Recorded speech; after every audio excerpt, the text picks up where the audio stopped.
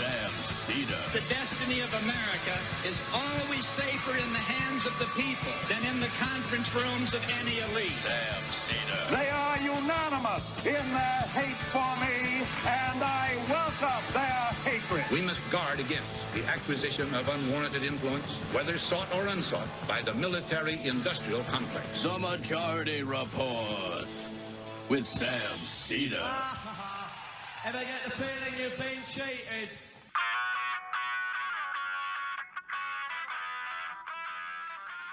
It is Monday, October 13th, 2025. My name is Sam Seder. This is the five-time award-winning Majority Report. We are broadcasting live to tape steps from the industrially ravaged Gowanus Canal in the heartland of America, downtown Brooklyn, USA. On the program today, Professor Emeritus of Legal Studies at the University of Massachusetts, Peter D'Errico.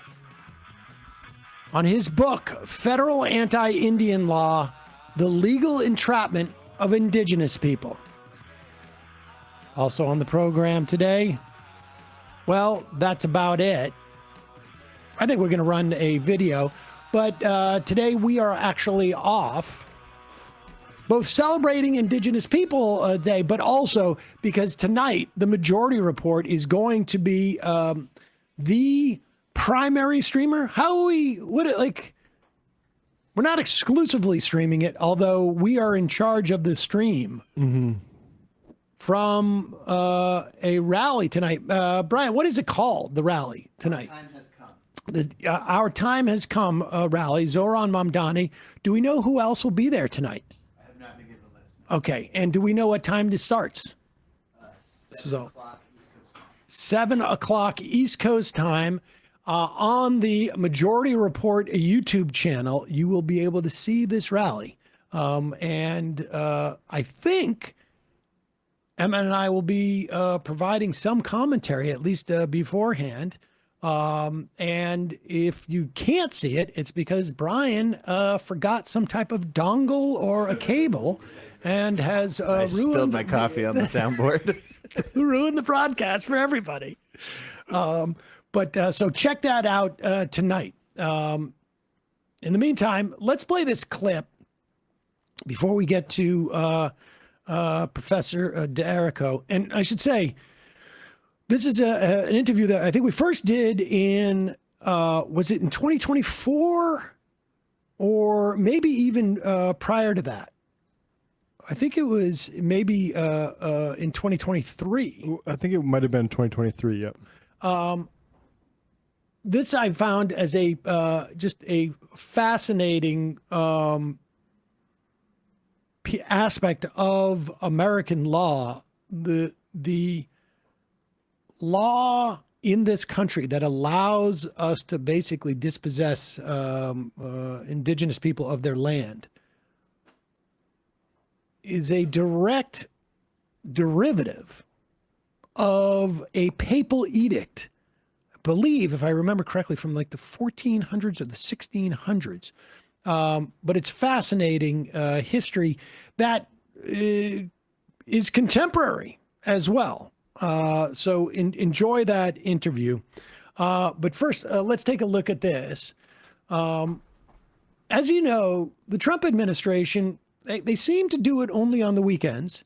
Nobody seems to pay much attention. I think initially they may have done it as a way of distracting from the Epstein files.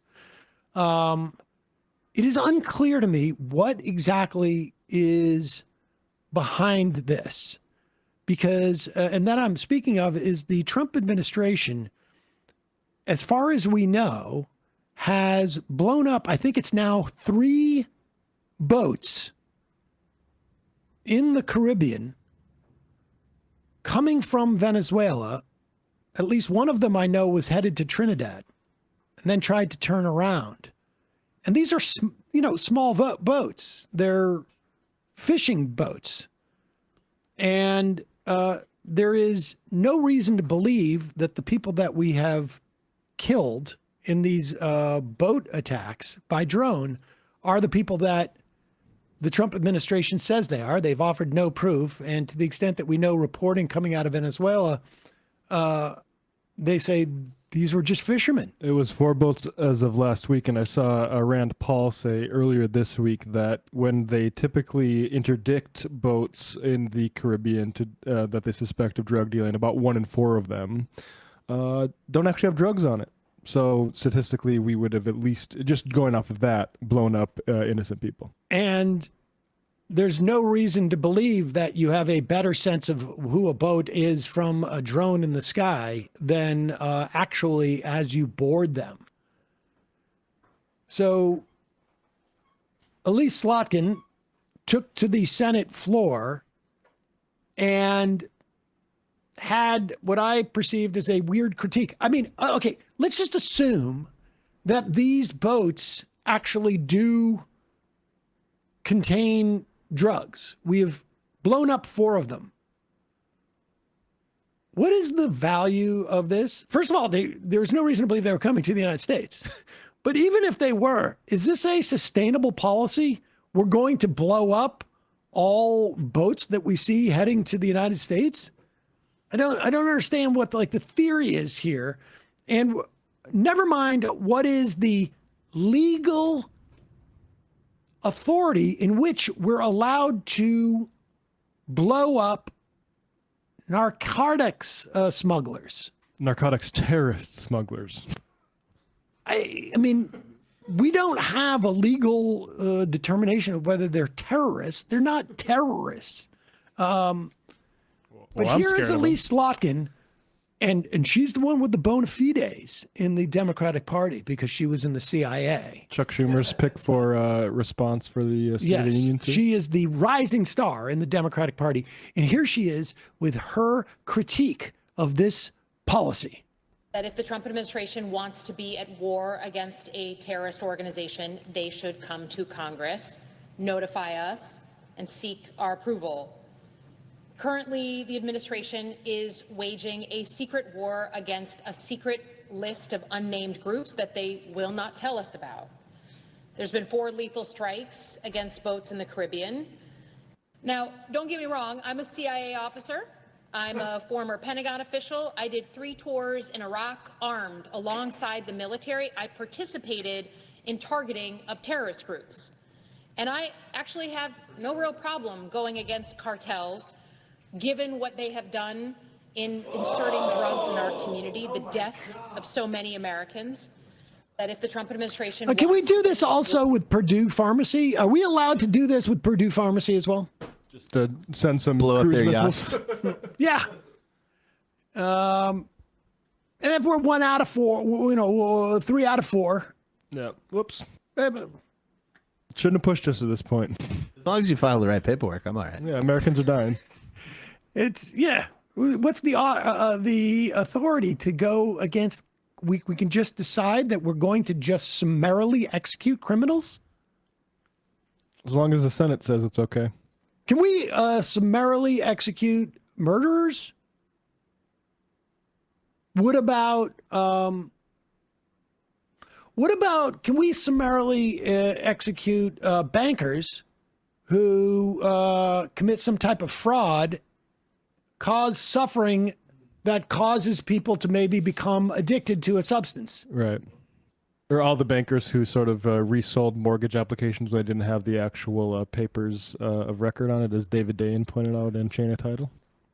I mean, the real question is like, who can we summarily execute as a government based upon their crime? It's an interesting question. Or what we hallucinate their crime to be.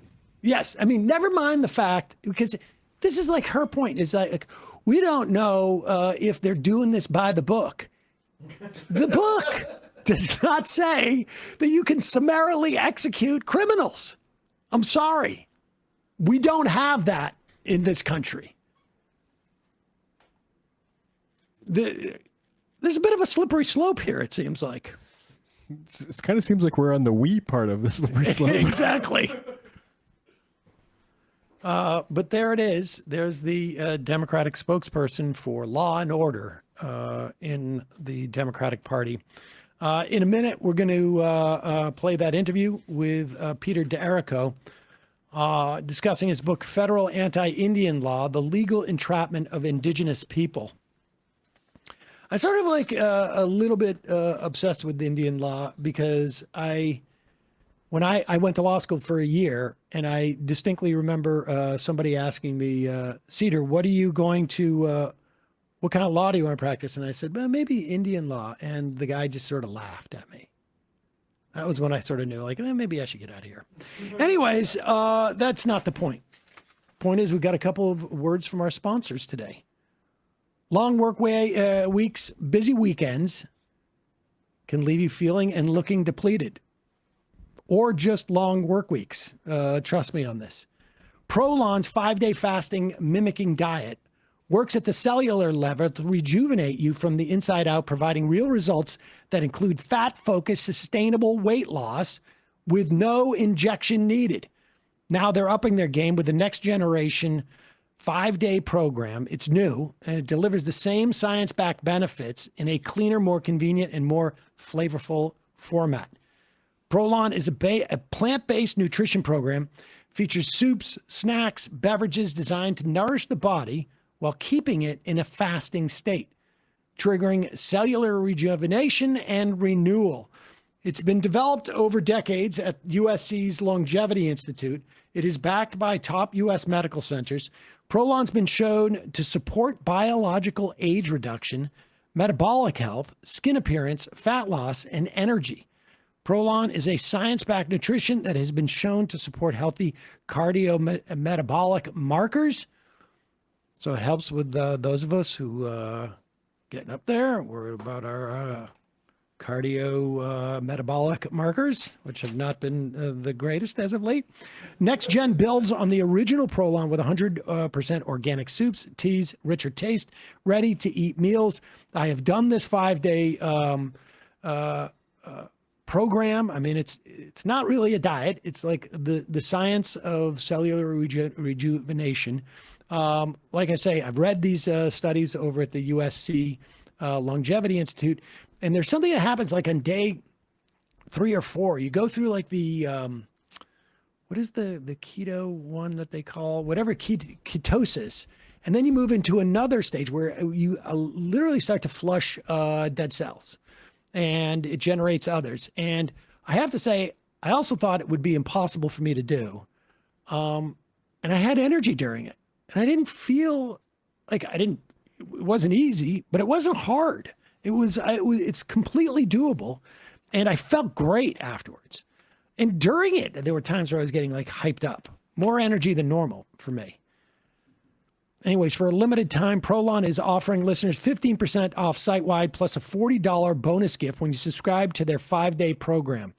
Just visit prolonlife.com/majority. That's prolonlife.com/majority to claim your 15% discount and your bonus gift. prolonlife.com/majority. Also sponsoring the program today, Smalls. What is Smalls? It's the best cat food you can possibly feed your kitty. My cat now, something's happened over the past like 2 or 3 months with me and my cat. He loves me. And I'm not saying it's because of Smalls, but I think it's because of Smalls. And I'm not saying that I like maybe overindulge in some of the brothy stuff, but let me get into this. And this podcast is sponsored by Smalls.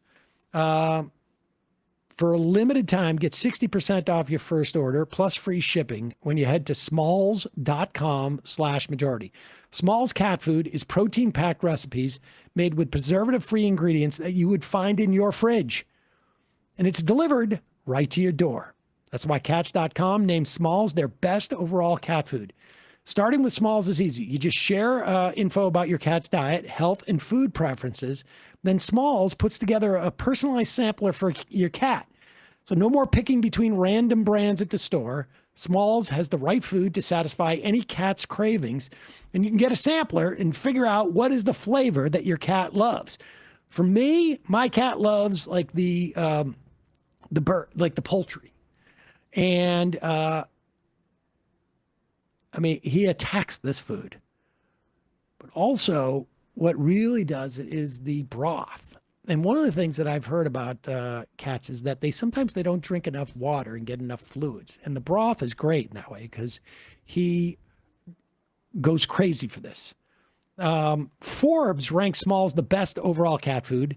BuzzFeed said, quote, "My cats went completely ballistic for this stuff."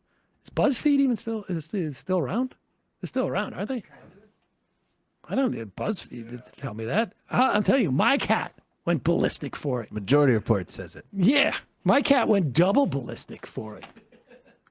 Matt's cats love Smalls. They went super. Yeah, I try not to spoil. Yeah, I understand. Smalls also has a bunch of amazing treats and snacks you can add to your order. Like I say, my favorite for my cats is the broth stuff. But that comes in the box. You can get others. After switching to Smalls, 88% of cat owners reported overall health improvements. And that, of course, is a big deal. And the team at Smalls is so confident your cat's going to love their product, you can try it risk-free. That means they will refund you if your cat won't eat their food, but that will not happen. What are you waiting for? Give your cat the food they deserve for a limited time because you're a Majority Report listener. 60% off your first order plus free shipping when you head to smalls.com/majority. That's 60% off your first order plus free shipping when you head to smalls.com/majority. All right. We're going to take a break. Just a reminder, tonight, 7 p.m., we will be streaming. What's the name of it? Our time has come. Our time has come. It is a Zoran Mamdani rally. I don't know who else is going to be there. I don't know who the speakers. You're going to have to check it out, but it's going to be great to see. This is, knock on wood, going to be a one bright spot in what is otherwise a rather sort of dark period in our politics. And hopefully this is going to be a bright spot that will help a response to this moment grow. So check it out tonight, 7 p.m. Going to take a quick break. When we come back, Professor Peter D'Errico, Professor Emeritus of Legal Studies at the University of Massachusetts. This is an interview we did a couple years ago on his book, The Federal Anti-Indian Law, The Legal Entrapment of Indigenous Peoples.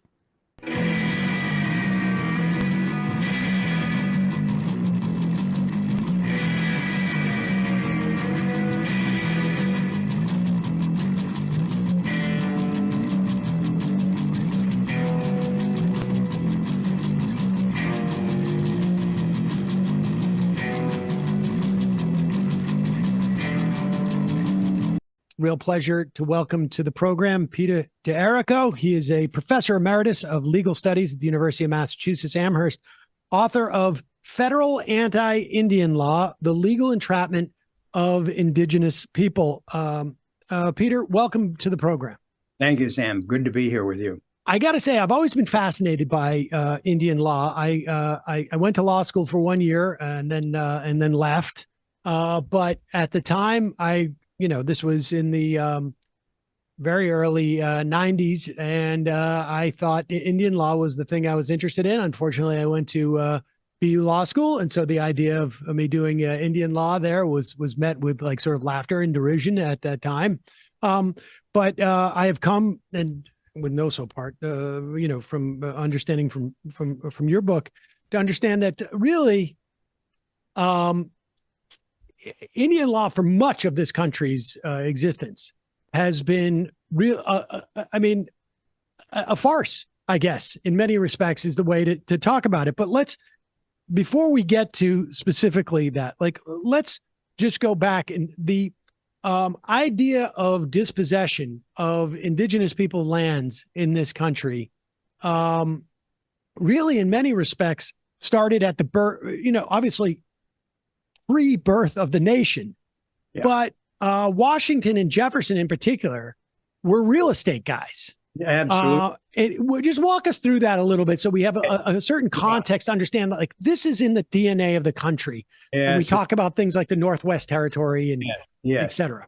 I love that for the real estate. I use the phrase more formal land speculators, but real estate aid. That's exactly what it was. You could think of the entire colonial operation as a real estate operation, going back before there was, in fact, going back to the first colonies. Virginia colony was a company of adventurers. It was a joint stock company. There were investors, and the investors expected to turn a profit. And part of the turning of the profit was going to be shipping back some kinds of goods. I mean, it was kind of vague at that time. What can they get? Eventually, they found, tobacco was a big market, but furs were always in the northern parts. There was always the possible market there. But land became the crucial piece, and huge chunks. This is also integrates with where John Marshall, the Chief Justice, who wrote these 3 opinions that created this anti-Indian law structure that says that the U.S. actually owns the continent. His land, his own personal claims to land were involved in it. Today, we'd say what a gross conflict of interest. But Washington, Jefferson, their claims to land came long after Lord Fairfax. He was the big guy. Lord Fairfax, a grant from the crown, direct from the king. And the idea was that these were landed gentry in England, and they were investors in England, and they were going to just replicate that.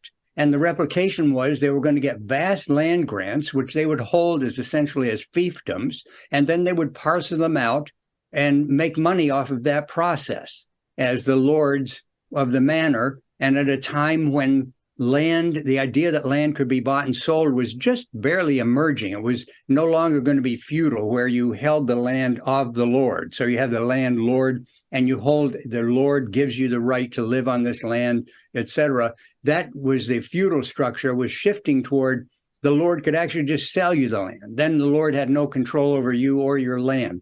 That was all in flux at this time. So real estate, in a very complicated way, at the same time, a very straightforward way of grabbing land.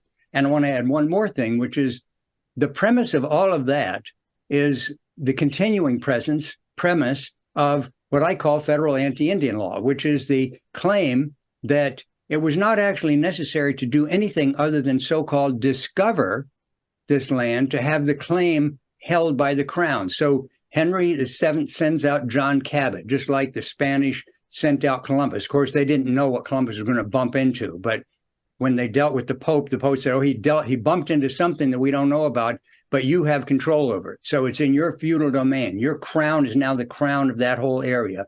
Well, Cabot made the same kind of discovery. Henry VII and England claims from that. Now we have that. And why do we have that? And why do the Spanish have it? Because the Pope says that you have it. And who is the Pope? He's the vice regent of God on earth. And so right at the outset, pre any development of Washington isn't even a dream in anybody's eye at that time, there was already the notion that this is essentially a land transaction. Transaction is not quite the right word for a grant, but it was a land grab. And it was done at under the auspices of the superior power of the Pope as the ruler of the world and of Christianity. And so a Christian monarch occupied the position of somebody as soon as that monarch discovered something that no other Christian monarch had discovered. It was part of their domain. And domain comes from dominion and domination. And it's actually the Latin word from which lordship comes, dominus. So this very seed, it's like you thought, what's the very first seed of this real estate business that you so nicely described?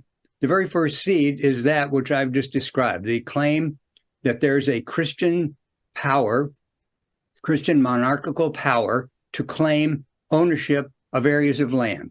And then this is what in 1823, now we leap up some centuries. Well, before we get there, because I think this is, this is sort of, this is fascinating insofar as, and I think people are about to see the relevance when we get to Marshall as to how this, I guess, this paradigm of God essentially saying, this is yours. And of course, the interlocutor there, maybe, has access to, I have access to God. So trust me, this is what God, he says. And of course, he is a he. But how much of this, what's fascinating, even at that stage, of human development, if you will call it, that there is a justification offered when in fact it is like the reason why we're going to take this land is because we can. We have, or we're going to find out if we can in terms of like sheer weaponry, and the Christianity at that point becomes the justification, but it's internal, almost like domestic, if you will, justification, right? Like the indigenous people, they don't care what Christ said about this as being your land. Like that's not going to adjudicate this. This is to almost in some ways assuage the domestic potential dissent as to like, hey, wait a second, why am I going to die so that the king or the Lord controls this land, which I may or may not participate. I mean, he's going to feed me off of that land, maybe because I'm one of his soldiers. But like how much work aside from the idea of like, we're in this gang, and if you help me plunder, I'll give you the stuff. It just became an organizing principle and a sort of rationalization for people that God, well, this is God told us to do this. Yes, it's really excellent, Sam.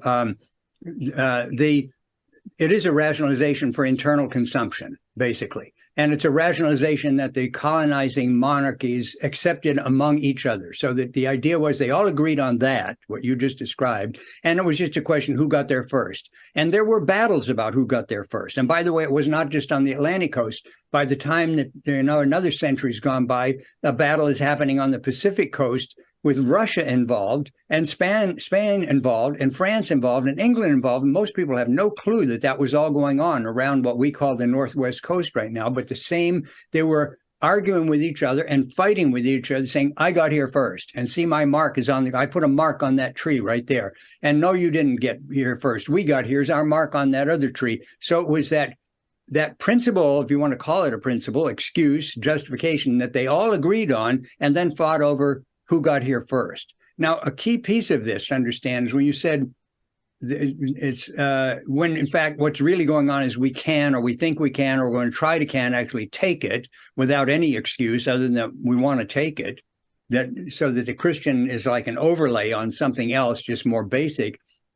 Is that the piece to remember is that when we get to the time of lawmaking, like John Marshall, the U.S., et cetera, then it's no longer, well, let me back up a little bit. When John Marshall writes his opinion in 1823, saying that the United States is now going to adopt, they got rid of the king, they got rid of the crown, but guess what? They're going to take the powers that the crown had. That was the question in the case. And he says that all the powers that the crown claimed about land are now going to be powers that the U.S. claims. And he says they may not make sense rationally.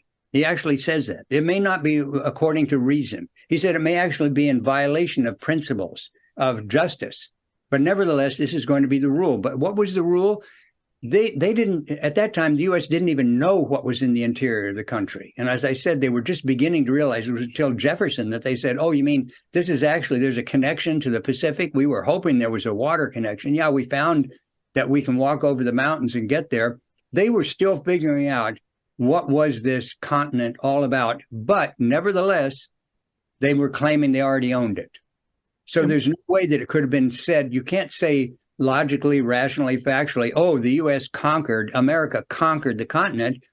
There was no presence of America internal in the continent. But the claim of the legal claim was still being laid down. So that at each step, that justification had been turned from the Christian thing you talked about into just a legal thing, saying, oh, the U.S. owns it. How does the U.S. own it? People don't have to answer that question. They don't. All they know is that the court says the U.S. owns it. I mean, that makes sense? Yes. And what's fascinating is we had some type of transition in terms of, rule, like legitimacy for rule, and obviously flawed because of how limited. But there was this democratizing movement in the context of who's going to rule here. We're going to elect representatives. There is no divine right for the presidency that is elected. I mean, all of this obviously is qualified by the fact that, like, you know, you need to have property rights or property, et cetera, et cetera. But relative to feudalism, it is a step in a democratizing direction. Yeah. In the context of our law, it feels like the law also became canonized, but based upon a new set of principles that were a function of a charter that was not necessarily given to us by God, but was negotiated theoretically by representatives again. However, in this instance, and I don't know, and you would have a better sense than I, Marshall here is just basically saying we're reliant on that old feudal system of determining rights in this narrow instance from God, in part because indigenous people are diminutive, like literally to be susceptible to dominion. And therefore it is what it is. There are three major cases at that time in which this so-called Marshall Doctrine is developed. Johnson versus McIntosh, Cherokee Nation versus Georgia, Worcester, not to be confused with the place, but a guy versus the state of Georgia. And these are all instances where there is an indigenous person pursuing rights.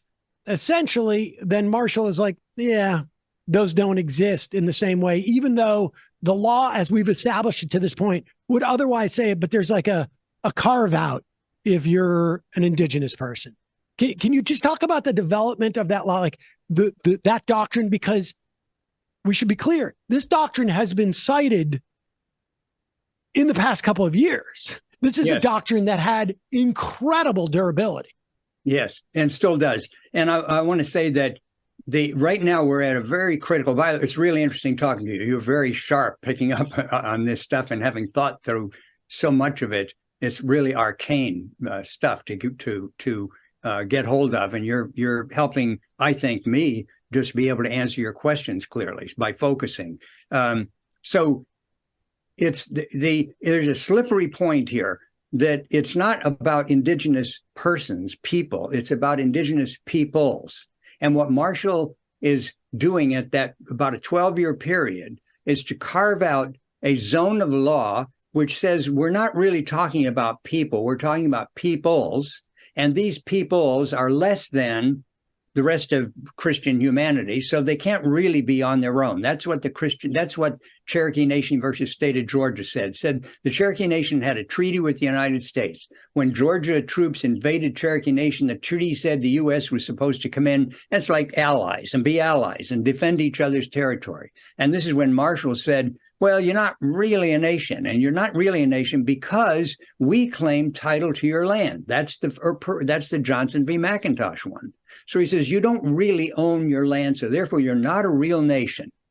And when he gets to Worcester v. Georgia, he's saying, okay, there's really the federal government is in total control here. It's about the land at root, not the people individually, but about the land that they live on and that they have as a homeland, as a nation. And he says, you are a people, but you're not a full-fledged people because you don't own your homeland. We own your homeland, and we will let you stay there as long as it suits our policies.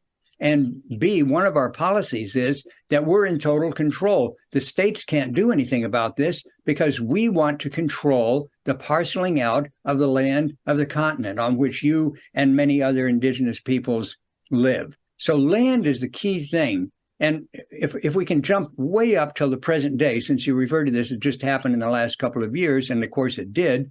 The McGirt case, if we could just hold there, because I want to talk about the implications of that. Yeah. But if I understand you, I mean, it's not quite a circular reasoning, but it's almost like the analogy I can think of is like a sort of is a schizophrenia in some way, yes. Because there is just a fundamental assumption that is made that is wrong. Yes. But once that fundamental assumption is made, everything logically follows from that. Absolutely. And so the Marshall Doctrine, if I understand it correctly, and correct me if I'm wrong, it states basically, because you're not really, we've made negotiations and treaties and laws around you as a people, But because you're not actually a people, because we own all your land, which we already said that we did, then all of the rights that sort of emanate from you having been a people and all the agreements that you sort of entered into, they don't really count because you're not really a people and you don't qualify because we owned your land, which had defined you as a people.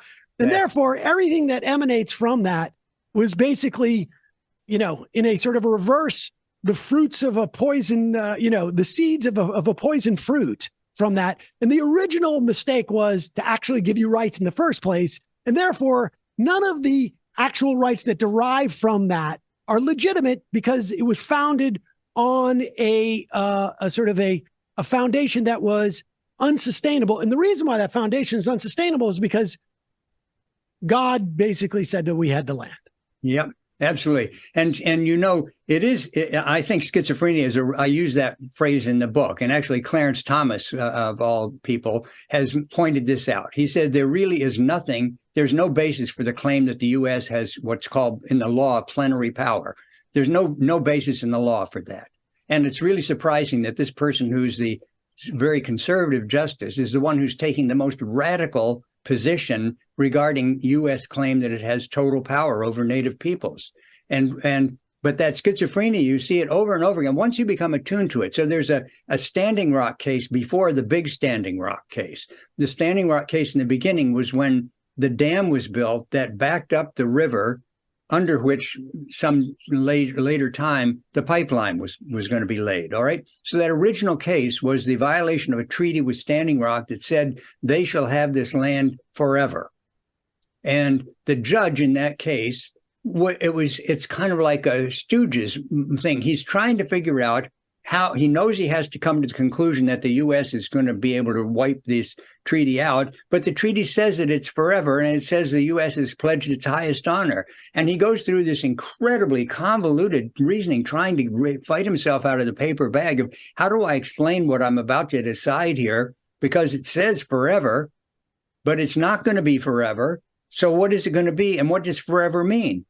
And he's just as puzzled as a person could be trying to figure out a logical conundrum that doesn't really have an answer because its premises are what's problematic. And that once you've accepted those premises, then, as you said, you're in a kind of an endless loop going around saying, oh, it says that you have these rights, but then you don't really have these rights because we said you did, but we also say you don't. And so since we're in control, anything we say is who's going to speak against us? I think Lady Macbeth says something about who is there that could challenge our power. We don't have to worry. And at one point, you make the point that, as we get through this Marshall Doctrine, I mean, this is a 2005 opinion where Ruth Bader Ginsburg references the Marshall Doctrine, if you will. In the Oneida Nation case, tell us about that case. But what's fascinating is how the genesis of the Marshall Doctrine is completely left out. Yes. Oh, my God. And the way that you refer to it and have it be instructive in any given case is by not referring to the substance and the genesis of the Marshall Doctrine, but simply like, Marshall, I mean, this is a long-standing doctrine. We don't question at this point. Like, you get far enough out, you don't have to question the development of that doctrine. But talk about that, because it's Ruth Bader Ginsburg, who I would assume most people would be like, oh, no, she would have a problem with this. Exactly. This is why it's so surprising. And this is why I also emphasize this has nothing to do with left versus right, liberal versus conservative. You have the conservative Clarence Thomas saying the U.S. has no basis to claim this power. And you have the liberal Ruth Bader Ginsburg just accepting it without it. It's like a footnote in her opinion. It's not even something she had to quibble about. And it's exactly the way precedent works. This is the way precedent works in any case, not just in this area of law. Precedent is you cite the case that says such and such. And then if you want to, you can do citation trails, which I've done, and I have some in the book. You trace about, well, where did that decision? You followed that back. Where did that one? Every one of these cases, including the 2005 Oneida case, has direct connections back to Johnson v. McIntosh. But the lawyers don't need to talk about that. The judge doesn't need to talk about it. It's a rare judge like that federal one that I just mentioned in this early Standing Rock case who actually makes the mistake of thinking I'm going to walk through this quicksand to come out the other side. So it's just, that was what just got ruled in the Eighth Circuit. And nobody says, well, where did the Eighth Circuit get it? Oh, they got it from, the Supreme Court in where? Well, where did the Supreme Court get it there? That's not what precedent is all about. And so law functions that way generally. It's it's a sort of set of mental habits. And in general, people praise that quality about law. They say, well, this means that the law is not going to change all the time from case to case, has to do the same thing as you did in the case before. But when you get into maybe this law is not making sense, then you have to look at the precedents. And the example people are most familiar with would be Brown versus Board of Education. The doctrine of separate but equal. And in that case, the time had come for a number of reasons, which would be another whole discussion, to say the U.S. can't have this law anymore. We have to figure out how we're going to get rid of it. And yet 13 months later, the Teton case, the Tlingit Indians had sued the U.S. on a land issue. The same Supreme Court, minus one who had died, said the doctrine of Christian discovery is still valid law. So 13 months before, they had thrown out a major racist, domineering doctrine, and now they were reaffirming one. And what I found in my research was that what I think of as a smoking gun, it was the case that confirmed Christian discovery, but dropped the word Christian and just talked about discovery. And I found in the memos of the court prior to the issuance of the decision that they were debating with each other whether or not they should include the word Christian. And some of them had no problem with it, saying, yes, it's a Christian country, always has been. And others were saying it's kind of like, well, we're getting on some thin ice here.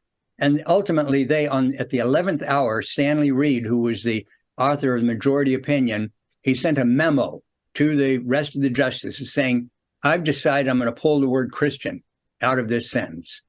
And so in this case was this is Teton versus United States. It was a Tlingit band who had lumber taken by the U.S. to be cut up and made into pulp for newsprint by some contract that the Agriculture Department had made. And the Tlingit said, you owe us money. That's our timber. And they sued for that.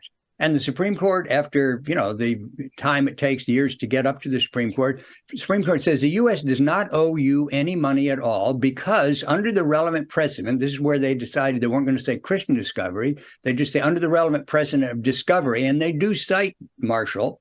They say under that principle, you don't own the timber. As a matter of fact, you don't own the land.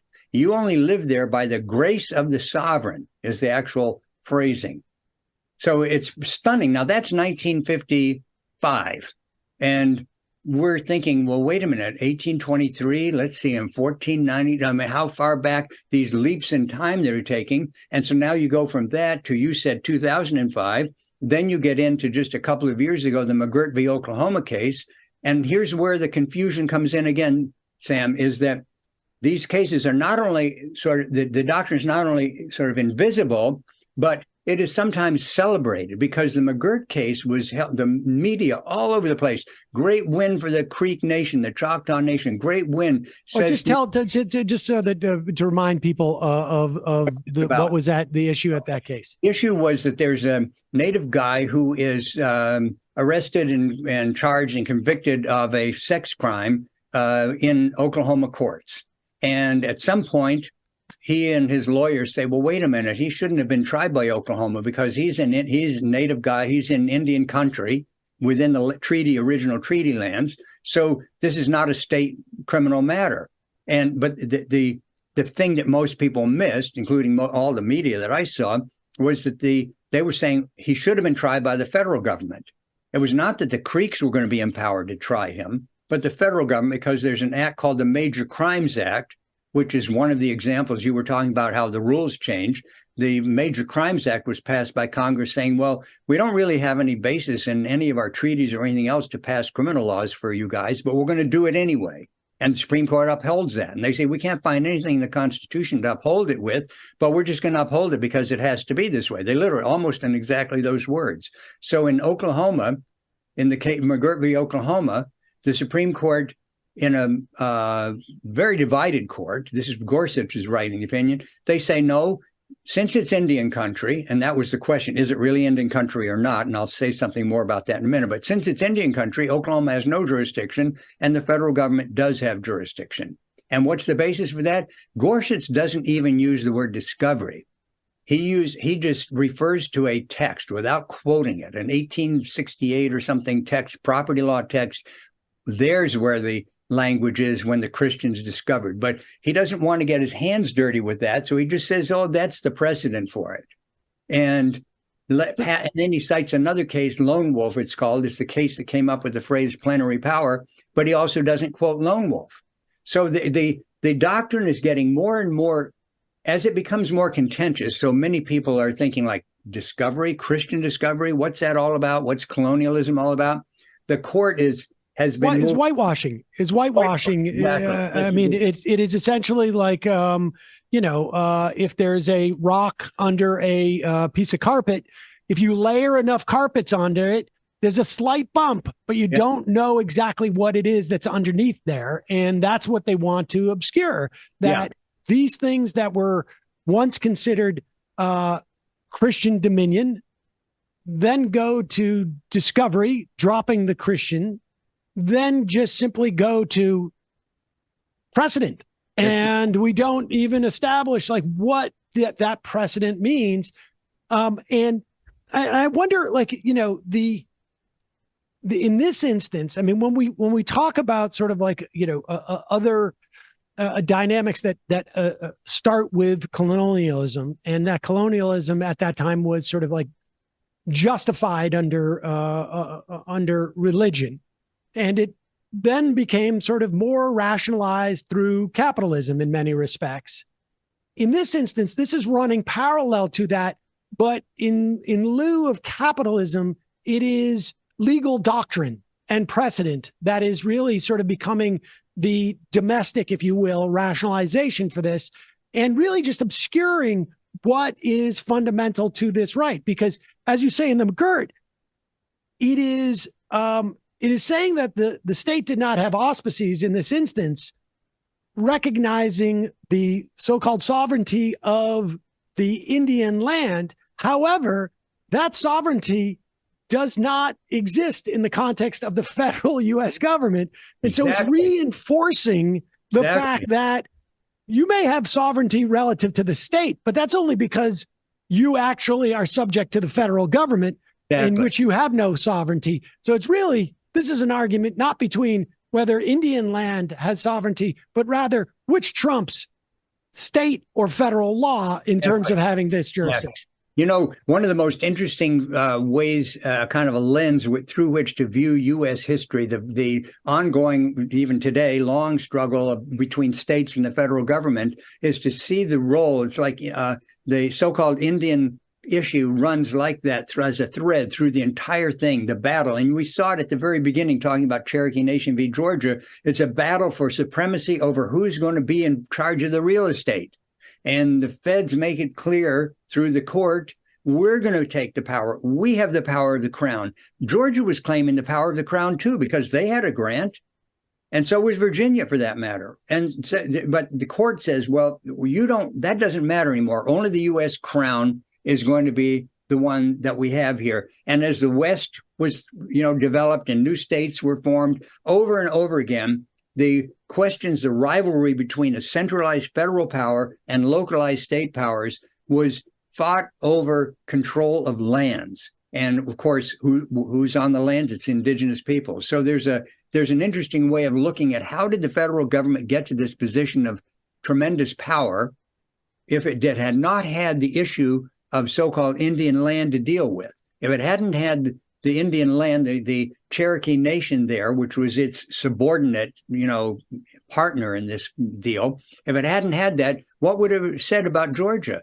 That's the time when secession was starting. And the heat was really being turned up about whether or not there was really a union that the states had to belong to, or whether they could depart from the union.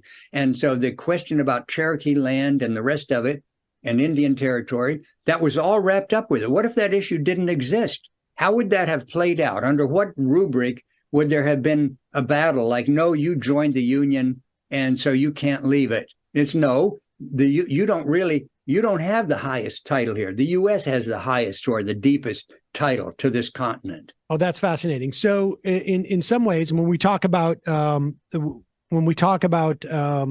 the Indian Removal Act and the subsequent legal proceedings, this is also, it's a twofer on some level. It is reinforcing, if I understand what you're saying, you're reinforcing the federal domination and essentially complete ability to negate any treaty or whatnot, because even the fundamental meeting of the minds that existed that created that treaty was illegit, because you didn't really have a mind. You didn't really qualify to enter into that agreement because the land was ours anyways by divine right. It's functioning for that purpose. But the other utility of it is a way to subordinate potential states that were looking to secede by saying, you don't have power over Indian land, we do. Exactly. And therefore, your claims over indigenous people are null and void. If you want any type of movement, in other words, if you want to get that land in Georgia and Alabama so you can start to grow cotton, and you need to get rid of Indians there and send them on the Trail of Tears, you need to come to the feds. Because and this will cement your subsidiary relationship to us. So it was a twofer for the federal government, both a function of colonization, but also colonization as almost like you got to pay a VIG. This is the VIG essentially. Exactly. You get the land, but you also understand that we're the capo. Yeah, exactly. Oh, that's really great. I like that analogy too. I was involved with the Western Shoshone case, United States against Nye County. Started out because Nye County, this is in Nevada, Nye County was claiming that it actually was in control of a particular area of land, and they wanted to bulldoze a road. And the feds came in and said, you're bulldozing federal land. That's federal land there. You can't do that. We're in control of that. That's public land, quote unquote, public meaning the U.S. has it. And so Western Shoshone National Council contacted me and said, this is really Western Shoshone land. Isn't there anything we can do? And I said, well, yeah, there's a very easy method. It's called third-party intervention. And federal rules allow when two people are fighting over the cow and the third person says, well, you're both fighting over it. It's really my cow. I'm going to intervene in the lawsuit and I'm going to prove it's my cow and you both lose. So as soon as the Western Shoshone filed that pleading, guess what happened? The U.S. and Nye County sat down and said, we're going to make an agreement here. We're going to settle this case. And so within weeks or a few months, the case became moot. And the appeals court said that the Western Shoshone there was nothing to intervene in anymore. And the idea is they don't want to give the Western Shoshone the opportunity to prove that their claim to that land trumps, because this is, and I would imagine that this is becoming more and more tenuous as time goes on, because it seems that like what has been the history of this country is simply to abuse the lack of political power by indigenous people and awareness of like history. There's almost been like a, some type of version, like what happened with Marshall is almost sort of like analogous to the Dunning School on some level, just like obscuring history so that there is no modern need to contend with it. Yes. And so if I can say, here's one of the things that it's a kind of a, I guess you could call it a pet peeve, but it's really part of my analysis, which is that we see over and over again today, and it's happening now is in preparation for next year's elections, is celebration mostly on the left about, wow, there's more Native candidates this time than ever. And Cornel West for the third party is coming in and saying, I'm going to build a block of Native voters. And that to the extent that Native people participate in that, they're participating in that whole assimilation project, because back the boarding schools were created with that aim in mind, if you read the rhetoric of the Friends of the Indian and the Lake Mohawk Conference, where these things were being concocted, the boarding schools, Colonel Henry Pratt, he's the guy who said, kill the Indian and save the man. And what that meant was get rid of Indian nests, get rid of Indian peoples. And he actually said you have to get rid of the land base. There cannot be a communal land base, or we'll always have problems. And then you can save the Indian. You can save the person rather and kill the Indian. Right. And that whole process he celebrated, and the Friends celebrated. One day they will be civilized, and one day they will participate in our political process, and they will run for office. And it's almost like, well, this is what's happening right now. And it's been balked. This is why I call it a peeve, is that you'd think that somebody who's thinks of themselves as progressive, and they're looking at history and they're thinking analytically, and they're not just like, oh, oof, I don't want it. I don't like those people. You'd think that they would pick up on this, because it's not really that subtle. If you understand the history, and maybe they've never really thought about that history, they say, oh, boarding school, bad thing. But they didn't really think about, what did the boarding school mean? It meant a forcible assimilation. And so what does it mean when you see assimilation? And this can involve people. This is Deb Haaland, Secretary of the Interior.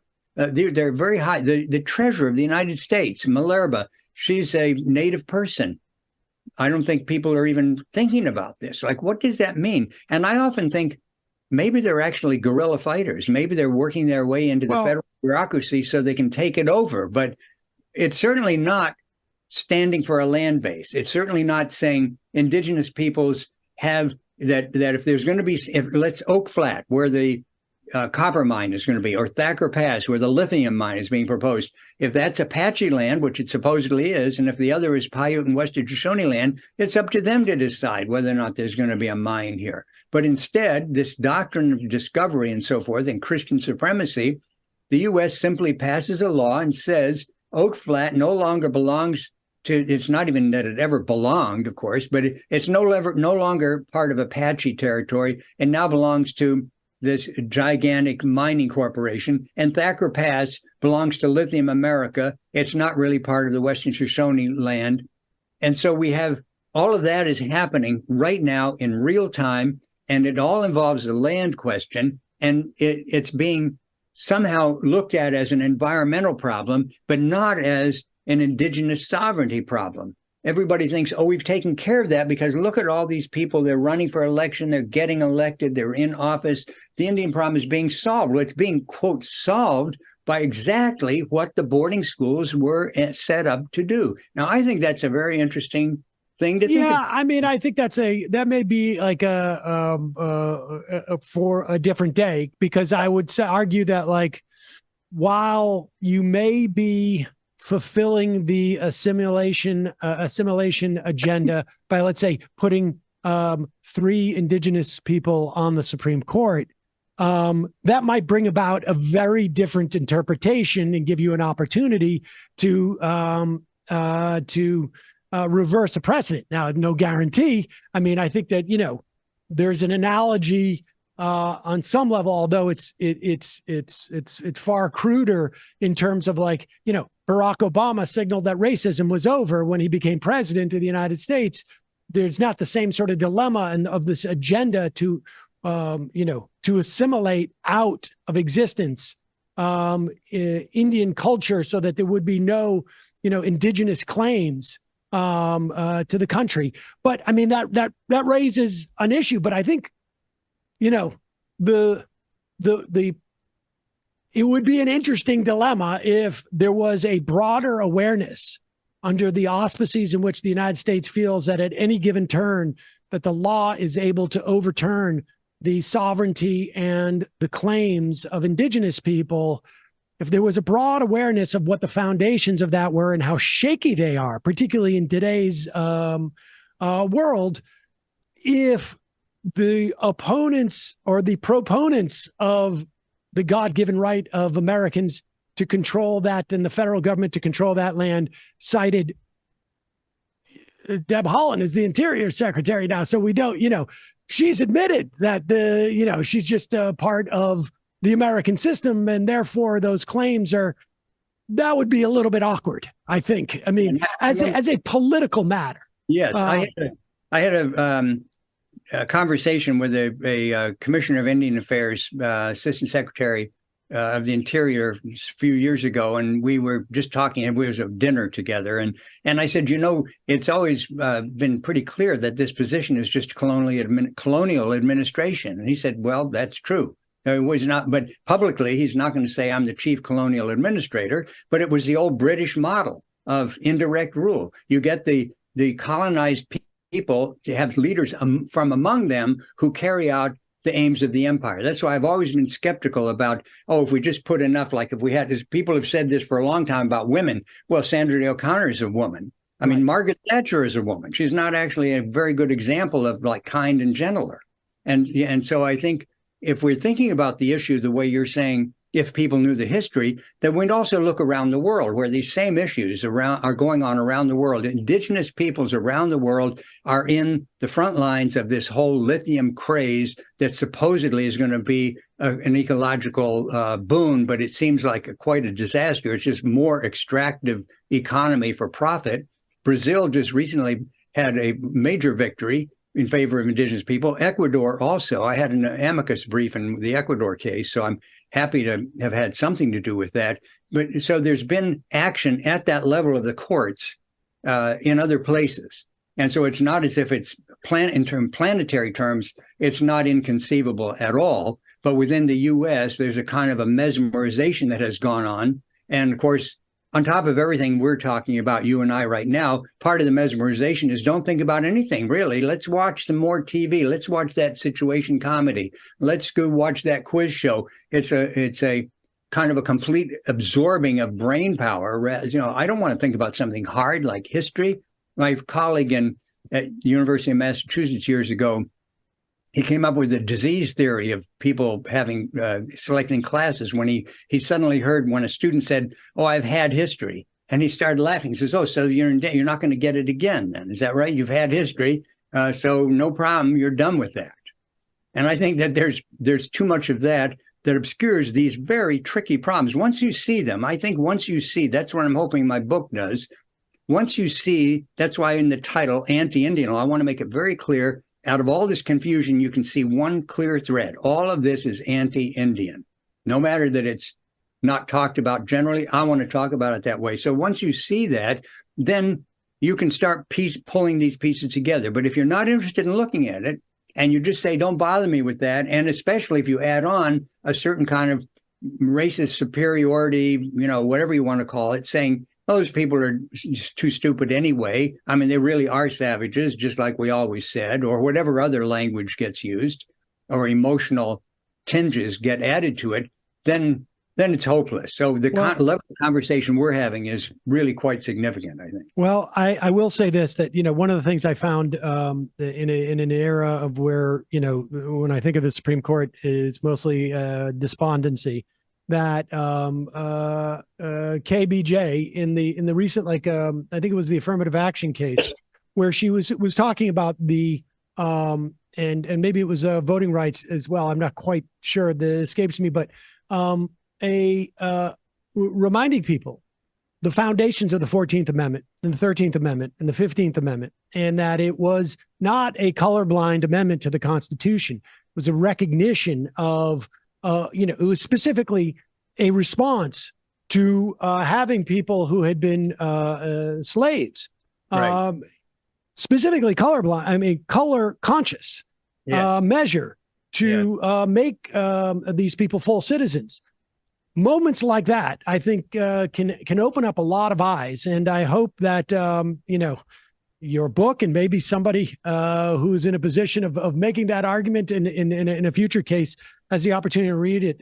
Peter D'Errico, Professor Emeritus, Legal Studies, University of Massachusetts, Amherst. The book is Federal Anti-Indian Law, The Legal Entrapment of Indigenous People. We'll put a link to that at majority.fm and in our podcast and YouTube description. Really fascinating work. I thank you really so much for joining us. Sam, this has been a wonderful conversation. I really appreciate the chance to talk with you.